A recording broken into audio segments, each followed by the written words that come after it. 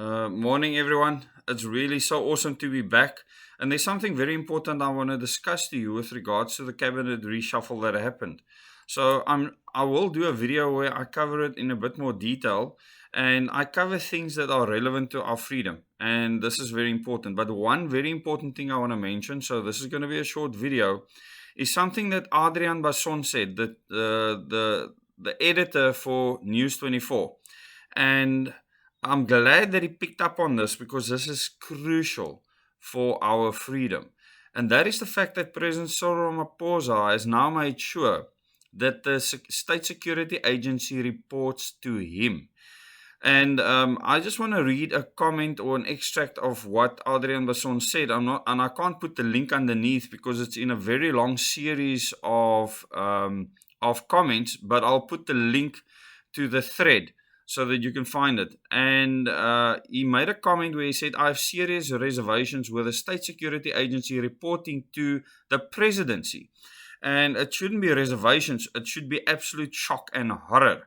And it's good that Adriaan would pick up on that. And I've made appeals to him before to start asking proper questions and actually questioning the bigger plan behind what is happening. And maybe this is a small hint at that. And it's really great that he would say what he said and ask the questions that he's asking. And he says, without a doubt, the intelligence agency needs an overhaul. I agree with that. We need to be the intelligence agency. The people of the country need to be empowered enough that we have all the intelligence we need. And you'll get rid of gangs and all sorts of problems. They won't need to exist in society. But let me continue. He says it needs an overall and permanent competent leaders, but the agency will still need political support and protection. And then he said with Zizi Kodwa, now effectively intelligence minister, and what he means by that is there is now a deputy minister that is in a presidency that is responsible for the SSA. So there's not a minister of intelligence anymore. There's a deputy minister that is in the presidency. In other words, the SSA now reports directly to President Cyril Ramaphosa. If that's not a coup, I don't know what is, of intelligence. It cannot be.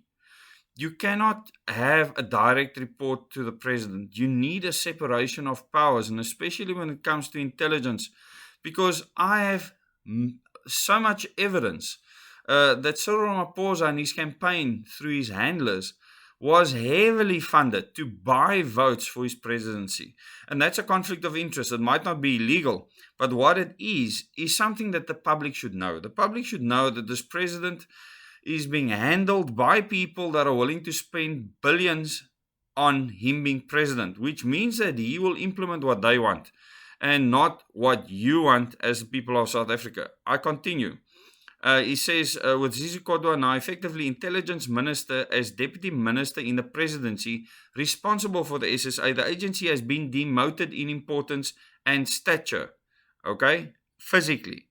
A country's intelligence agency cannot and should not be run from the presidency.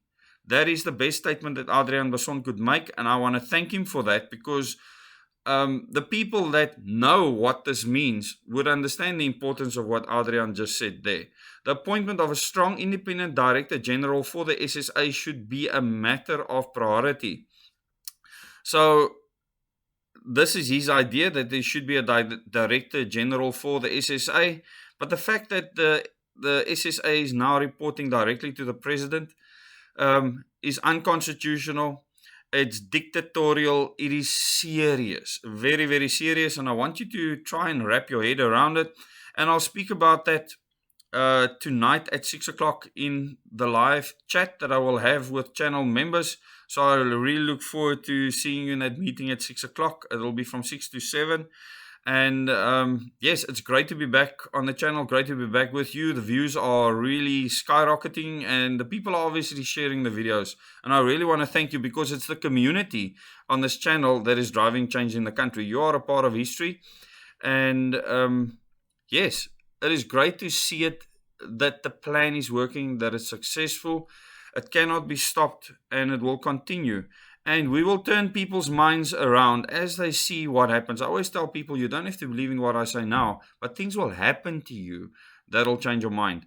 And yes, I think a lot of people have to learn a lot still. I think a lot of people have been fooled by many things, but I can't be fooled. I have too much knowledge and experience and information to be fooled by what is happening out there in the world, because I know the plan from beginning to end, and so I can see where things fit into that plan and where we are along the way, and then what we can do to counteract that to remain free, because this is what I want, not just for you, but for my wife, my kids, my family, for the community around me. I want people to live happy lives where they can make choices for themselves. And any action to remove our freedom to make choices is an action against what I stand for. And I really want to thank every person that is willing to be a part of this nationwide movement. It's so exciting, and it's beautiful to see it blossoming and working at this stage. And that curve is just starting to exponentially grow. And we need to be prepared for that growth. It's going to take a lot more work and a lot more effort. Thank you very much. Till the next video.